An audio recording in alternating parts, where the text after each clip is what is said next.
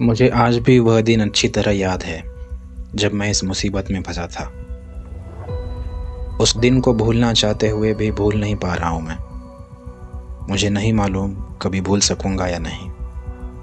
आपने अभिमन्यु के बारे में सुना होगा, महाभारत का वह कम उम्र का महानायक। हमेशा के लिए वह उस चक्रव्यूह में फंस कर रह गया और एक आदर्श के लिए निर्दयतापूर्वक कत्ल कर दिया गया। कहीं मैं भी आज का अभिमन्यु तो नहीं हूँ। मुझे लगता है मेरे ये विचार और मानसिक विषाद मुझे इस विपत्ति की ओर ले जा रहे हैं। मेरा सिर जैसे दर्द से फटा जा रहा है या फिर बदन जैसे टूट रहा है। मुझे तो कुछ भी समझ में नहीं आ रहा। नहीं, मैं कुछ समझ रहा हूँ। एक बात तो बिल्कुल पक्की है, शायद मेरा अंत निकट है। मैं जीवन के अंतिम छोर पर हूँ। अब ज़्यादा देर मैं यह सब सह नहीं सकूँगा और शायद यही कारण है कि मैं आपको परेशान करने जा रहा हूँ। हो सकता है कि शायद आप मुझे कोई रास्ता दिखा सके, मुझे इससे मुक्ति मिल सके। केवल यही कारण है, भगवान साक्षी है, वरना मैं सांसों को भी छिपा के रखने की कोशिश करता। नहीं, कभी नहीं, क्योंकि मैं ऑफिशियल सीक्रेट एक्ट के तहत ली गई प्रतिज्ञा से बंधा हूँ। यह तलवार की धार पर चलने से कम खतरनाक नहीं है। That's bloody dangerous, bloody dangerous. अच्छा होगा अगर मैं अपने खोल में ही बंद रहूं, बिल्कुल बेआवाज। नहीं, चिंता की कोई बात नहीं। जल्दी में ही कुछ करना भी नहीं है। बिना सोचे समझे पहाड़ी से छलांग लगाने की तरह। लेकिन यह इतना आसान भी तो नहीं है। बस लगातार यह लाचार सोच, कोई समाधान न ढूंढ पाने की असमर्थता। ऐसा लग रहा है कि किसी भी क्षण जैसे दिमाग की नसें चटक जाएगी। Like an overheated field gun. भाड़ में जाए ऑफिशियल सीक्रेट एक्ट,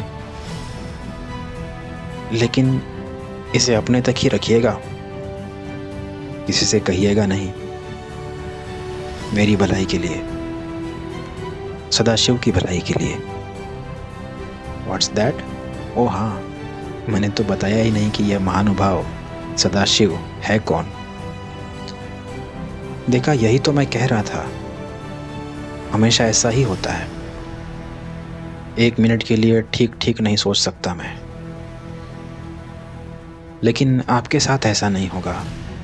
आपके लिए मैं शुरू से ही शुरू करूंगा, छोटी से छोटी बात को भी बिना छोड़े।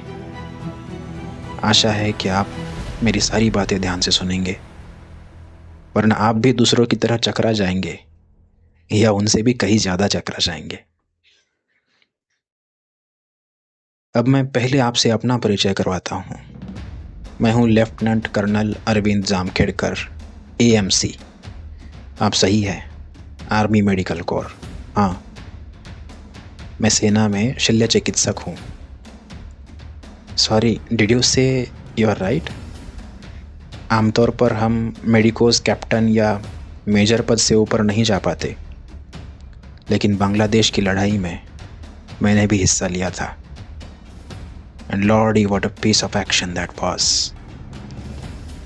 हमारी सर्जिकल यूनिट ने भी प्रभावशाली ढंग से खुलकर काम किया था। बस इसी का कमाल था कि उसके बाद मैं नासा के मेडिकल विंग में भी डेपुटेशन पर कुछ दिन काम किया।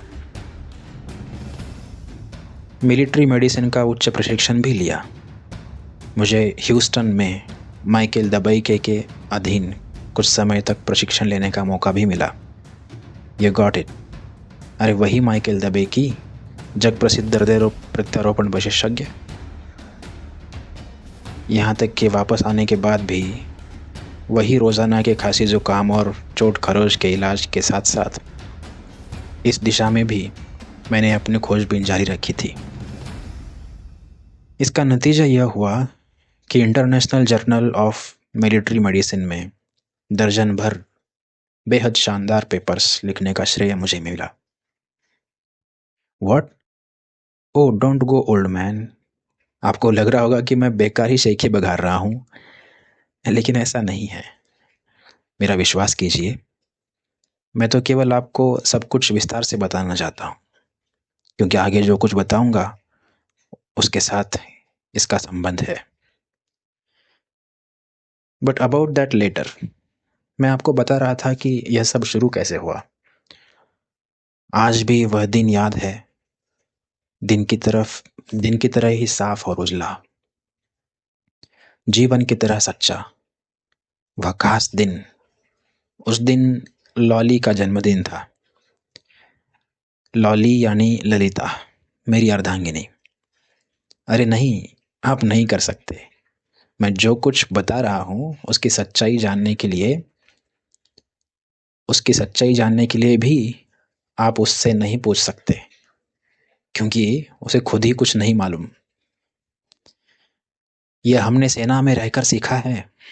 जो लोग हमारे बहुत करीब होते हैं और हमें बहुत प्रिय है, उनसे भी हर बात छिपा कर रखना। अच्छा, तो मैं बता रहा था कि उस दिन लॉली का जन्मदिन था। मैं उसे कभी भूल नहीं सकता। उस दिन भी हमेशा की तरह छुट्टी ले ली थी। हम बाहर खाना खाने जा रहे थे। उसके बाद मूवी भी जाना था और कुछ खरीदारी भी करनी थी, जैसे कोई साड़ी या फिर कोई ड्रेस या कुछ चीज़। मैं मानता हूँ कि प्रोग्राम कोई बहुत खास नहीं था, लेकिन फिर भी रोज़मर्रा के रूटीन की एक रास्ता को तोड़ता ही था। हम सब चलने के लिए बिल्कुल तैयार ही थे कि फ़ोन की घंटी बजी। कमांडेंट का आदेश था तुरंत ही मेरे गैरिसन में पहुंचने के लिए। लॉली तो गुस्से से जैसे पागल हो गई। मैं उससे नजरें भी नहीं मिला पा रहा था। वह ऊपर से शांत थी, लेकिन भीतर जैसे ज्वालामुखी धधक रहा था। काश ब्लास्ट दिस आर्मी लाइफ। अब तो लॉली को भी इसकी आदत पड़ गई थी। मैं लगभग दौड़ता हुआ गया और स्वयं को कमांडेंट के सामने पेश कर दिया। उसे बड़ी चुस्ती से सैल्यूट मारा। कमांडेंट वास्तव में एक अच्छा आदमी था, एक बहुत ही नेक इंसान। सॉरी डॉक्टर, उसने कहा, मुझे तुम्हारा प्रोग्राम बिगाड़ने का वाकई बहुत अफसोस है, लेकिन मैं भी क्या कर सकता हूँ। इंटेलिजेंस हेडक्वार्टर ने तुम्हें बुलाया है। It's urgent. भगवान भला करे, इंटेलिजेंस को मेरी ज़रूरत क्यों पड़ गई? क्यों? यह बनावटी मुस्कान किस लिए? ओह कसम से, क्या बात है। मेरा मतलब था आर्मी इंटेलिजेंस से। खैर, आर्मी इंटेलिजेंस का इंटेलिजेंस से कोई वास्ता नहीं होता। But that's besides the point. मैं तैयार था, होना ही था। ब्रिगेडियर से भी यही कहा था। ओके, शाम को चलते हैं।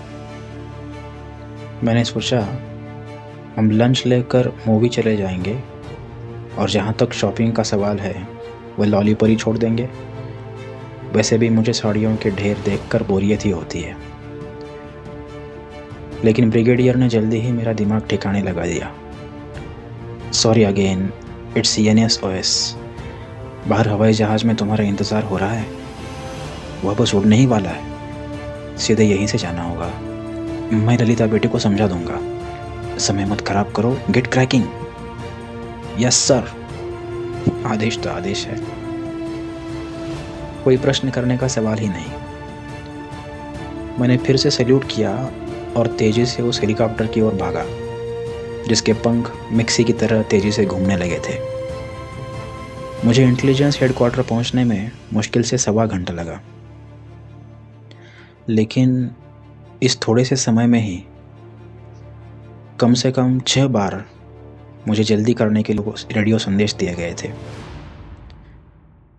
हेलीपैड पर जीप तैयार खड़ी थी, जिसका इंजन हेलीकॉप्टर की ज़मीन छूते ही गड़गड़ाने लगा था। केवल 5 मिनट बाद ही मैं हेडक्वार्टर में था। मैं बता नहीं सकता कि इंटेलिजेंस चीफ कितने बेताब हो रहे थे। उन्होंने सैल्यूट आदि की औपचारिकता की ओर ध्यान नहीं दिया और मेरी बाह पकड़ के मुझे ऑपरेशन थिएटर की ओर ले चले। उन्होंने स्वयं एक शब्द भी नहीं कहा, क्या करना है यह भी नहीं बताया। बस उन्होंने मुझे स्वयं देखने के लिए कहा। मैंने देखा कि यह काम केवल मेरे ही वश का था, बल्कि केवल मेरे ही लिए था। मैं ज़्यादा विस्तार में नहीं जाऊंगा, लेकिन मुझे काफ़ी कुछ समझ में आ गया था।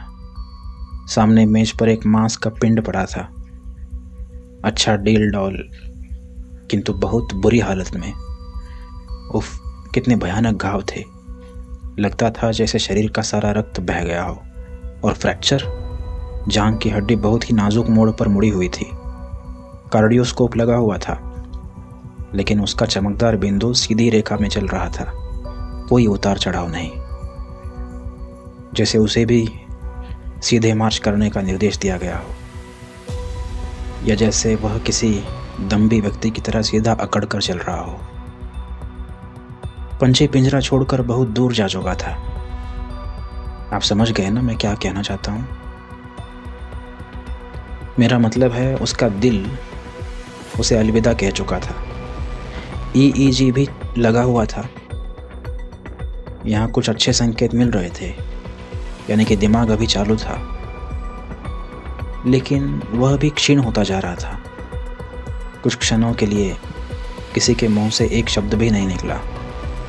सबको जैसे डर था कि हल्की सी भी आवाज़ हुई तो ये EEG भी रुक जाएगा। तब चीफ ने खखराते हुए कहा, वेल डॉक्टर, क्या ख्याल है? मैंने कुछ जवाब नहीं दिया। मैं कह भी क्या सकता था, सिवाय इसके कि एक स्टेथोस्कोप उठाकर उसके साथ खेलकर अपने आप को व्यस्त दिखाने लगा। मैंने उसकी आंखों में भी टॉर्च डालने की कोशिश की। लगता था कि दिमाग भी अपना काम बस बंद ही करने वाला था। एक बार फिर चीफ ने मौन तोड़ा।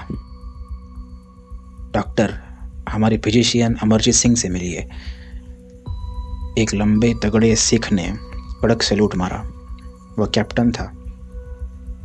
कैप्टन? मैंने अपना हाथ आगे बढ़ाया। डॉक्टर, अमरजीत का कहना है कि हालांकि रोगी का हृदय काम नहीं कर रहा, लेकिन उसके दिमाग से अब भी सामान्य होने के संकेत मिल रहे हैं, इसलिए ये मरा हुआ नहीं मान सकते। Do you agree? Yes sir. छठे दशक के अंत में जब पहली बार हृदय प्रत्यारोपण हुआ था, तब ऐसी ही कुछ कानूनी और नैतिक कठिनाइयाँ सामने आई थी।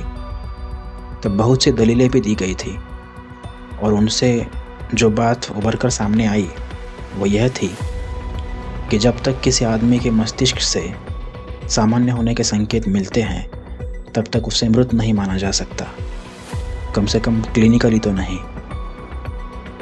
ओके डॉक्टर, चीफ ने अधीर होते हुए मुझे बीच में ही टोका।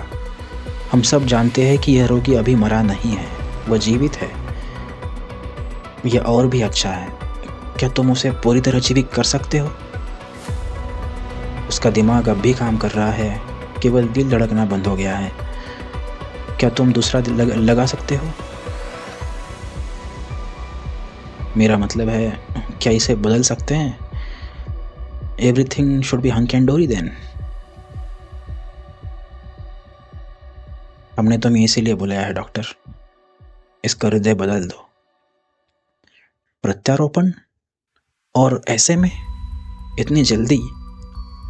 भगवान जानता है, मुझे अपने कानों पर विश्वास नहीं हो रहा था। व्हाट डॉक्टर, ये इतनी जल्दी कैसे संभव है? Why not? इसमें मुश्किल क्या है? इसकी सर्जरी इतनी आसान नहीं। इसे करने से पहले बहुत सारी तैयारियां करनी पड़ती है, जैसे एक हार्ट लंग मशीन, और फिर क्रायोस्टेट की ज़रूरत होती है। ऑपरेशन के लिए भी पूरी टीम की ज़रूरत होती है। मरीज को भी कई तरह से तैयार करना पड़ता है, कुछ इंजेक्शंस भी देने पड़ते हैं। ये सब कुछ अमरजीत कर लेगा, लेकिन सबसे खास चीज़ तो दिल है। आपको वह कहाँ से मिलेगा? और अगर यह मिल भी जाए तो इसकी पूरी तरह जांच करनी पड़ेगी। टिश्यू टाइपिंग करना होता है, ब्लड ग्रुप की हर तरह हिस्टोकम्पेटिबिलिटी मिलाकर देखनी पड़ती है, वरना जिस शरीर में इसे लगाया जाएगा वह इसे ग्रहण नहीं कर सकेगा। That's it. अगर इसका ग्रहण नहीं होता तो वह बाद में ही होगा, है ना? अगर तुम इसे केवल कुछ दिनों के लिए भी जीवन दे सको तो उतना भी काफ़ी है। लेकिन आपको हृदय मिलेगा कहाँ से? मिल जाएगा डॉक्टर, हम ढूंढ रहे हैं। अगर नहीं मिला तो हमारे पास एक वॉलंटियर तैयार है। आप इतने कठोर नहीं हो सकते। आपका मतलब है आप भगवान के बनाए इस इंसान की जान ले लेंगे, किसी जीवित इंसान की, केवल उसका दिल निकालने के लिए? वेल, आप अच्छी तरह जानते हैं चीफ कि मैं कैसा आदमी हूँ। इतने सालों तक सेना में रहने के बाद भी मेरी संवेदनाएं मरी नहीं है। Oh, cut out that sentimental nonsense doctor. Chief ने उल्टी मार की। I will have to order you. Please sir, समझने की कोशिश कीजिए। आप चाहे कितनी भी तैयारी कर लें तो भी इसकी आशा नहीं है कि ऑपरेशन सफल होगा। रोगी की दशा बहुत बहुत खराब है। मुझे तो शक है कि ऑपरेशन सफल होने के बाद भी रोगी बच सके। डॉक्टर, मैं तुम्हारे साथ सख्ती से पेश आऊँगा। यह मेरा आदेश है कि यह आदमी यही ठीक होगा और इसे बोलना भी होगा। हमें केवल 1 या 2 घंटे का समय चाहिए, बस इतना ही काफ़ी है। तुम्हें इतनी देर के लिए इसे जीवन देना ही होगा। लेकिन क्यों? ऐसे भी क्या जल्दी है? None of your business. वह गुस्से से लाल हो रहे थे। उन्होंने अपने आप को संयत किया और पुनः शांत स्वर में बोले, डॉक्टर, ये इंटेलिजेंस यूनिट है। हम यहाँ नीड टू नो के आधार पर काम करते हैं। मैं तुम्हें केवल इतना ही बता सकता हूँ कि कुछ बहुत ज़रूरी भेद, सामरिक महत्व की सूचनाएं इस आदमी के पास है। जब तुम मुझे अपना अंतिम निर्णय सुनाओगे तो हम कुछ कर पाएंगे। मेरा मुंह सूख गया। मैंने होठों पर जुबान फिराई। फिर से रोगी के पास गया और सावधानी से उसकी जांच करने लगा। मैंने सोचा, कुछ कहने से बेहतर है कुछ करना। 1 घंटे पहले लिए गए उसके सभी रिकॉर्डों को पूरी तरह से देखा। कार्डियोग्राम चार्ट पर भी निगाह दौड़ाई। ईईजी द्वारा प्रस्तुत रूपरेखाओं को भी ध्यान से देखा। एक बार देखा, बार बार देखा। ये सब करते करते मेरी कनपटियां दुखने लगी, लेकिन सब बेकार। नतीजा वही का वही। हर पल उम्मीद कम होती जा रही थी। मैंने निराशा से अपना सिर हिलाया। सॉरी सर, अगर आप मुझे ऑपरेशन करने के लिए कहोगे तो मैं कर दूंगा, लेकिन उम्मीद कम है। इतनी कम कि आप इससे भी सूचनाएं शायद नहीं ले पाएंगे जिनकी आपको बहुत ज़्यादा ज़रूरत है। सबसे बड़ी बात तो यह है कि आपको एक स्वस्थ वॉलंटियर भी खोना पड़ेगा। फैसला तो मैं आपके ऊपर छोड़ता हूँ सर। चीफ निराशा से पास रखी कुर्सी पर लुढ़क गए। ओह नो डॉक्टर, प्लीज़, मुझे तो बस तुम्हारा ही सहारा था। तुम्हारा सारा अनुभव, तुम्हारा विशेष प्रशिक्षण। यस सर, ये सब ठीक है, लेकिन मैं भगवान नहीं हूँ। तो फिर कोई रास्ता नहीं है? एक्सक्यूज़ मी सर, मैं अच्छी तरह जानता हूँ कि मैं आपकी नीड टू नो लिस्ट में नहीं आता, लेकिन यदि आप मुझे पूरी तरह बता सकें कि आखिरकार मैं आर्मी का आदमी हूँ, मैं यहाँ के अनुशासन से परिचित हूँ, मैं भी भेद छिपा कर रख सकता हूँ। स्थिति इतनी बिगड़ चुकी थी कि चीफ के सामने अब कोई और चारा नहीं बचा, इसलिए उन्होंने सब कुछ मुझे बताने का फैसला कर लिया। काश उन्होंने मुझ पर विश्वास न किया होता तो आज हमें इस स्थिति का सामना नहीं करना पड़ता। चीफ ने कहना शुरू किया, डॉक्टर सुनो, ये नौजवान कैप्टन सदाशिव गोखले मेरा बेहतरीन ऑपरेटर था। चीफ उलझन में थे कि वर्तमान काल का प्रयोग करें या भूतकाल का। मैंने इसे एक बहुत खास लेकिन बहुत खतरनाक मिशन पर भेजा था। शत्रु की सीमा रेखा के पार, उनकी युद्ध संबंधी योजनाओं का पता लगाने के लिए। उनका इरादा जबरदस्त हवाई बमबारी करने का था, लेकिन हमारे सुपरसोनिक फाइटर अभी यहाँ पहुंचे नहीं हैं, बस पहुंचने वाले हैं। हमें कुछ समय चाहिए था। जहाँ तक मुझे लगता है कि युद्ध का नतीजा बहुत कुछ इसी पहली मुठभेड़ पर निर्भर करता है, इसलिए हमें इन सारी इंफॉर्मेशंस की ज़रूरत थी। हमें युद्ध जीतने के लिए उनकी युद्ध संबंधी योजनाओं की पूरी जानकारी चाहिए थी, तब हम शायद युद्ध का रुख पूरी तरह से बदल सकते थे। सदाशिव हमारे लिए, उसका कोड नाम भाऊ साहब पेशवा था, इसी खतरनाक मिशन पर गया था। वह मिशन पूरा करके लौट रहा था और उसने हमें सफलता का रेडियो संदेश भी दिया था। वह वापस आ रहा था और हम बेचैनी से उसका इंतज़ार कर रहे थे। अंतिम क्षणों में उसकी पोल खुल गई। उसे इस दशा में सीमा पर फेंक दिया गया कि वह मरने के करीब था। आई एम श्योर उन्होंने इसे मरा हुआ समझ के ही वहाँ फेंका था, और यहाँ लाते समय हमने भी इसकी आशा छोड़ दी थी। उसका दिल बहुत धीमे धीमे धड़क रहा था, जिसे सुनना भी कठिन था, और अब तो उसका दिल बिल्कुल बंद हो गया है। यह बहुत बड़ी क्षति है डॉक्टर। मैं इस नौजवान को वास्तव में पसंद करता था, लेकिन उससे भी ज़्यादा ज़रूरी वे भेद हैं जिन्हें वह अपने दिमाग में छिपा कर ले आया था।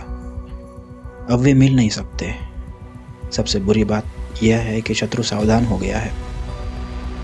वह अपनी योजनाओं को समय से पहले पूरा कर सकता है। किसी दूसरे को भेजने का भी समय नहीं है। एक बहुत बड़ी असफलता है यह मिशन, और अगर कहीं इस वजह से हम युद्ध हार गए तो। चीफ बोलते बोलते रुक गए। वह भावुक को उठे थे। कुछ पलों के लिए मौन छा गया। इतना सन्नाटा कि आप सुई गिरने की आवाज़ भी सुन सकते थे।